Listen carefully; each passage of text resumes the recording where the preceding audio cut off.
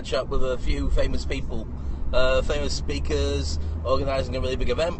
That was Ernesto, Joel and Mitch organising a big event for Joel on Saturday. But unfortunately for me, they're about 2 hours drive away. Considering at the weekend the traffic gets really freaky. So they're going to be about, in Atlantis, and I'm heading back to Sharjah. There you can see the road ahead is looking rather nice. It's okay, isn't it? Yeah, plain sailing. I hope it doesn't make you feel like going bleh. At this, and that's hopefully not going to make you feel like going bleh either. That's me in the car. I can't look at you, I can't wave, because then I'd be driving irresponsibly. That's as close as I can get to doing it. Eyes on the road, focus, and people say, well, Dave, should you be concentrating on the road, or should you be concentrating on the podcast and broadcasting? Well, if you've listened to any of my shows, and you know I don't really spend a lot of my brain cells thinking about what comes out. I just generally blather, and sometimes it's interesting, and sometimes it makes you go click, and you go for something else more interesting, like drive time on the radio, or listening to just a better podcast, or maybe the sound of silence sometimes is better. So, what are we going to talk about? This is what we're going to talk about. When I left you last time, we were talking about football, and that's pretty much my fun over the weekend is going to be watching England and Australia on Friday, and it wouldn't surprise me one bit if England gets beaten. We've got a new team, don't mind, who've come up through the academy, and it should be tippity top, and it should be world class, because we've finally got an academy when everybody else already had an academy, and we've finally got coaching staff all up and down the country where everybody else pays their coaching staff a lot more. In fact, in the UK, we've got a couple of coaching schools, but in places like Germany and Spain, by law, or virtually by law anyway, I think it's by law, all the football clubs create parks around the football club, and they then have professional coaches paid by them to just go and teach football to people. So that means that your normal, average, fat kid at school isn't fat, they're good at football.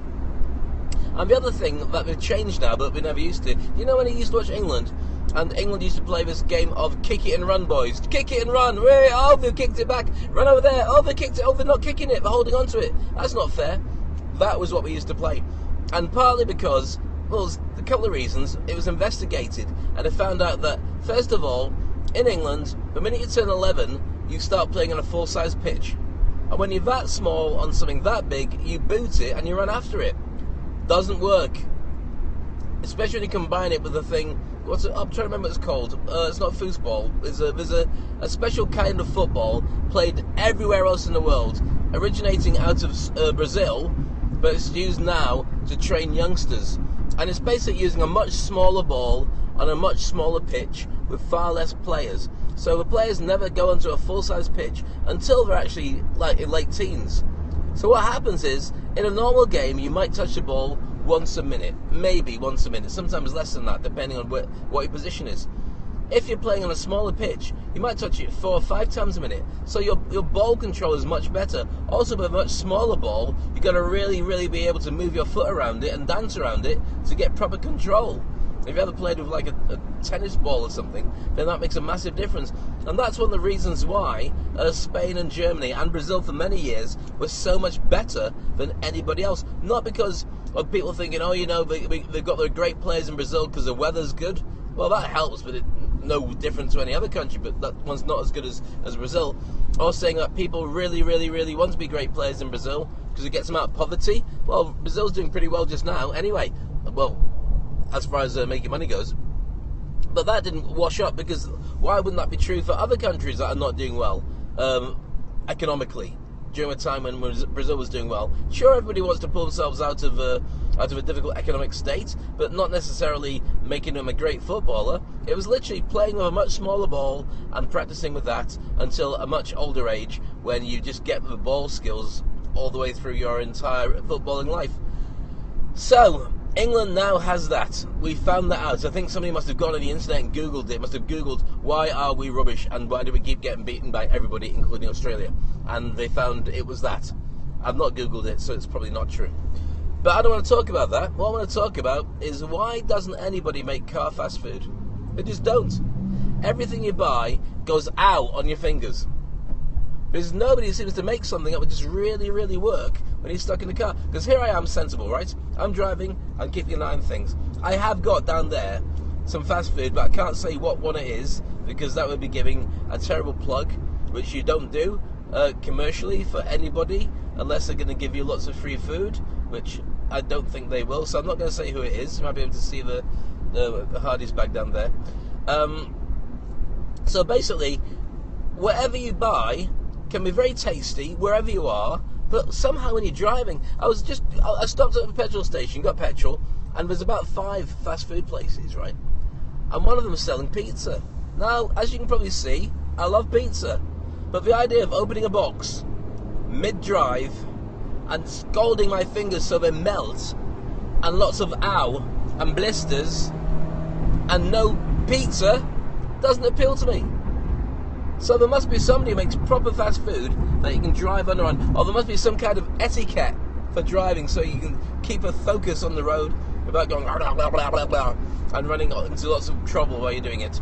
If you know answers on a postcard, send them through to me, or get me on Twitter at The Life Designer, or on Facebook, Dave Crane. That's me. Hello. Nice to see you. So whatever you're having this weekend, then feel free to let me know. We had an interesting debate this morning. People chipping in their thoughts about Marvel versus DC. I don't know which side you fall on. Are you Batman and Superman and a load of other nondescript heroes? Or are you Captain America, Iron Man, Black Panther, Inhumans, Quicksilver, and about a million ones that are just different but probably better thought out? Somebody made a really interesting comment the other day. Why don't we do a Stan Lee film that just has loads of cameos from superheroes in it? That'd be fantastic. Because right now, Stan Lee, the founder of Marvel Comics, well, not the founder actually. I think he was the editor in the very early years when they went from Strange Tales or something to Marvel, and he was the one who changed them, and therefore he's credited with being the godfather of Marvel. I might be wrong, but it doesn't matter. He is the guy. He's the man. Why is it they don't just do this movie all about him and have all the superheroes just sort of popping up and fighting battles behind, when it could be a short documentary, it could be anything. It'd be really funny. I think we should do. I've actually interviewed Stan Lee. I know you think, yeah, you're making it up as you go along. I interviewed him when I was working back in the UK, and that's about, 20 odd years ago. I was working for BBC Cleveland and BBC Newcastle. It was called the Night Network, and we just came together on a weekend and on an evening. And Stan Lee was doing the rounds because they were just about to release the very first X-Men movie off onto a proper release in the movies. And if you're a kid, you'd go along. In that, it's like dream of a lifetime, because now, as you know, he's one of the most famous people on the planet. Everybody who's watched a Marvel movie knows that Stan Lee at some point is going to pop up like a janitor, or or a secretary, or a mailman, and he'll have that like 5-second cameo that everyone goes, wow, that was really cool, that's Stan Lee. Well, I interviewed him. I got about 8-10 minutes with him, chatting away. Nobody wanted the interview but me, but I was really excited because I'd grown up watching comics and being really excited by the whole thing. Reading comics, sorry, not watching comics. If you watch comics, you just hold them and go, right, it's not moving. Why am I very big eating one? So I'm going to delete that. I'm going to be